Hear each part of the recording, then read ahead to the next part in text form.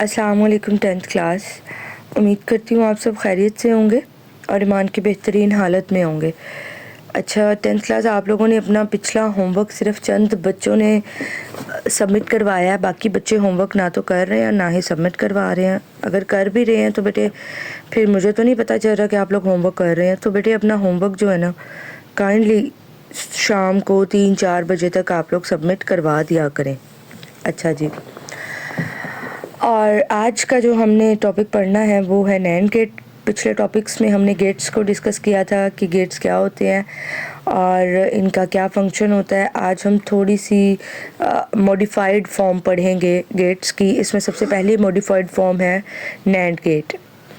ठीक है, NAND gate बेटा सेम उसी तरह वर्क करता है जैसे कि एंड गेट करता है। जो एंड गेट की आउटपुट्स हमें मिलती हैं उनके ऊपर अगर हम नॉट गेट लगा दें तो उसकी सारी की सारी आउटपुट्स चेंज हो जाएंगी। For example NAND and gate में हमें 1 पर ही हमें क्या मिल रहा था, 1 मिल रहा था, लेकिन यहाँ पर हमें 1 पर आगे अगर हमने एक नॉट गेट लगा दिया तो ये वाली आउटपुट चेंज होकर हमें मिलेगी। यानी कि अगर 1 आ रहा था और फिर हमें 1 मिला इक्वल, लेकिन आगे हमने इसके ऊपर ये बार का मतलब होता है कि हमने इसका जो आंसर है वो चेंज हो जाएगा, यानी कि फिर ये 0 हो जाएगी। तो नैंड गेट जितनी भी आउटपुट्स आएंगी हमारे पास एंड गेट की उसको चेंज कर देता है। ठीक है, तो इस तरीके से इसका जो टेबल याद करना भी थोड़ा आसान हो जाता है। फॉर एग्जांपल अब देखें बेटा, नैंड गेट में हमारे पास एक आउटपुट ए थी, दूसरी आउटपुट बी थी। अब एक को 0 किया, दूसरी को 0 किया, लेकिन आंसर में हमारे पास 1 आ रहा है। क्यों बताती हूँ कि फॉर एग्जांपल हमारे पास ये था एंड गेट। ठीक है, ये एक आउटपुट, ये सॉरी इनपुट थी ए, ये इनपुट थी बी। अब हमें यहाँ से मिलेगी आउटपुट। ठीक है, लेकिन हम यहाँ पर अगर एक नॉट गेट लगा दें, कल हमने पढ़ा था बल्कि कि जो नॉट गेट होता है वो अगर 1 आ रहा हो हमारे पास तो उसको 0 कर देता है, और अगर 0 आ रहा हो तो उसको 1 कर देता है।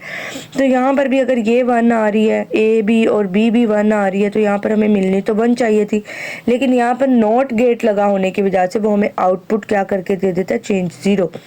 तो जो दोनों 1 वाले होते हैं वो 0 हो जाएंगे, और दोनों में से कोई एक भी 1 है तो भी आउटपुट 1 मिलेगी, क्योंकि एंड गेट में कोई दोनों में से एक भी 0 होता था तो हमें 0 मिला करता था, लेकिन इसमें अब नैंड में हमें क्या मिल जाएगा, 1 मिल जाएगा। तो बेटा ये इस नैंड गेट का क्या कहते हैं जी, टेबल है।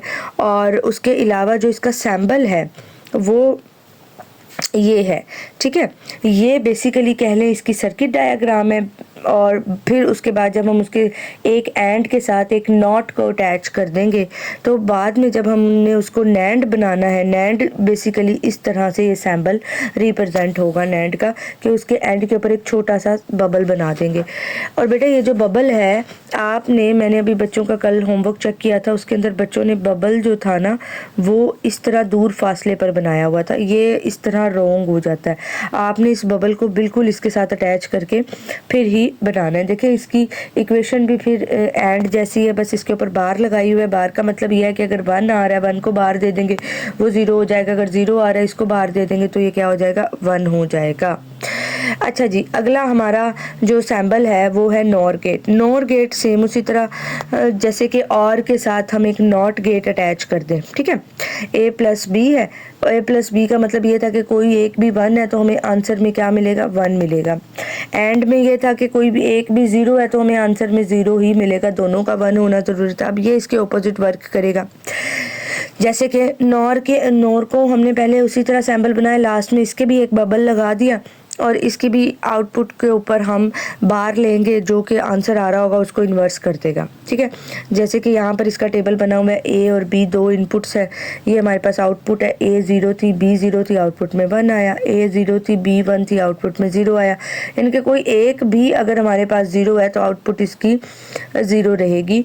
और अगर यानी कि सेम आउटपुट जो होंगी इसकी, इसमें ये चीज़ आएगी कि सेम आउटपुट जो होंगी वो हमारे पास देंगी 1 यहाँ पर, यानी कि 0 0 हमें यहाँ पर 1 देगी, और जो 1 1 थी वो हमें यहाँ पर 0 देगी। यानी कि जो इसका पीछे सर्किट ऑन पर आता था आंसर, वो हमारे पास अब ऑफ पर आया करेगा, और जो पहले ऑफ पर आया करता था वो अब हमारे पास ऑन पर आया करेगा। इसी तरह जी अब हमारे पास यूजेस हैं लॉजिक गेट्स के। बेटा लॉजिक गेट्स इलेक्ट्रॉनिक सर्किट में बहुत जगह, हमारी डेली लाइफ में भी बहुत जगह इस्तेमाल हो रहे हैं। सेफ्टी अलार्म्स में इस्तेमाल हो रहे हैं, और सेफ्टी अलार्म में ये LDR के ज़रिए इस्तेमाल होते हैं। LDR एक लाइट मीटिंग कह लें रेजिस्टेंस है, जब उसके ऊपर लाइट चलती पड़ती है तो वो सर्किट को ब्रेक कर देता है, और जब डार्कनेस होती है तो वो करंट फ्लो करवाता है। अब ये यहाँ पर हमारे पास एक सेफ्टी अलार्म सिस्टम है, बलगर सिस्टम इसको बोलते हैं।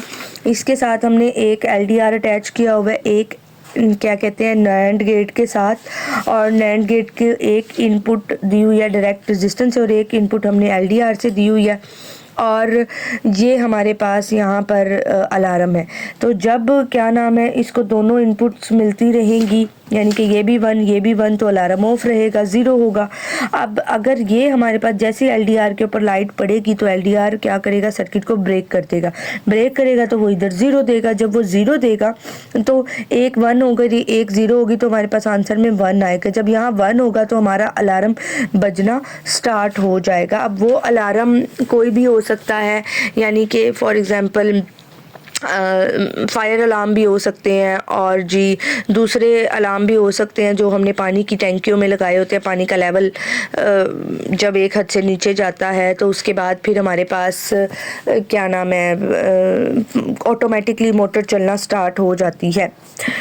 तो जी ये आज का हमारा काम था। होमवर्क में आप लोगों ने अपनी डायग्राम 16 आई थिंक 14 है और 16.15 और शायद आपकी होमवर्क में आप ये डायरी से देख लीजिएगा, और अपना बेटे होमवर्क ध्यान से करें। जैसे इधर पिक्चर डायग्राम बनी होती है उसी तरीके से डायग्राम बनाएं, और इसको बहुत ध्यान और तसल्ली से काम करें, और नीट एंड क्लीन करें, स्केल का इस्तेमाल करें और मार्कर का यूज़ करें, ठीक है।